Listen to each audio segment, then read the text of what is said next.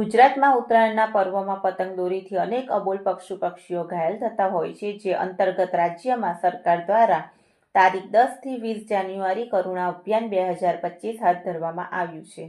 જેના ભાગરૂપે ભરૂચ અંકલેશ્વરમાં 10 જાન્યુઆરીથી 20 જાન્યુઆરી સુધી કરુણા અભિયાન 2025નો આરંભ કરવામાં આવ્યો હતો. કરુણા અભિયાન હેઠળ પતંગની દોરીથી ઈજા પામતા પક્ષીઓને તાત્કાલિક સારવાર મળી રહે અને નિર્દોષ પક્ષીઓના જીવ બચાવી શકાય તે હેતુથી વન વિભાગ, જીવદયા પ્રેમીઓ અને રોટરી ક્લબ ઓફ અંકલેશ્વરના સંયુક્ત ઉપક્રમે શહેરમાં જવાહર બાગ ખાતે, જીઆઈડીસી ખાતે, શાલીમાર નર્સરી, અંડાળા તેમજ અન્ય ગ્રામ્ય વિસ્તારોમાં 7 સ્થળે વિશેષ કેમ્પ ઘાયલ પક્ષીઓની સારવાર માટે ઊભા કરવામાં આવ્યા હતા.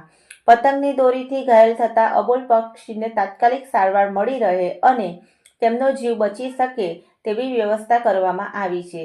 વિશેષ ટીમ બનાવી ત્યાંથી ઘાયલ પક્ષીની માહિતી મળતાની સાથે કાર્યકરો દોડી જઈ ઘાયલ પક્ષીનું રેસ્ક્યુ કરી સલામત રીતે કેન્દ્ર ખાતે લાવી પ્રાથમિક સારવાર આપવામાં આવી હતી.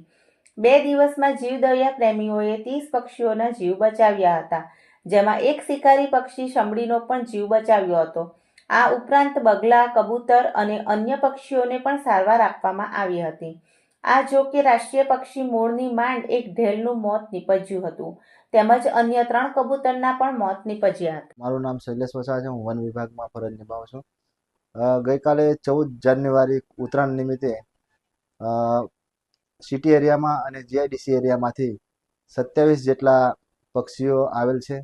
તેમાંથી 4 જેટલા પક્ષીઓ મૃત્યુ પામેલ છે અને આજે પણ 3 જેટલા પક્ષી આવેલ છે. અને અમારે કરુણા અભિયાન જે ચાલે છે એ 14 જાન્યુઆરીથી 20 જાન્યુઆરી તક કેમ્પો અને જીઆઈડીસી અને સિટી એરિયામાં ચાલુ છે, જેથી આપણે બધાને અપીલ છે કે કોઈ પણ જગાએ તમને ઘાયલ પક્ષી દેખાય તો તરત અમારો સંપર્ક કરો અને શાલીમાર નર્સરી ખાતે કાં તો જે તે એરિયામાં હોય તે સેન્ટરો છે ત્યાં તમે પહોંચાડો.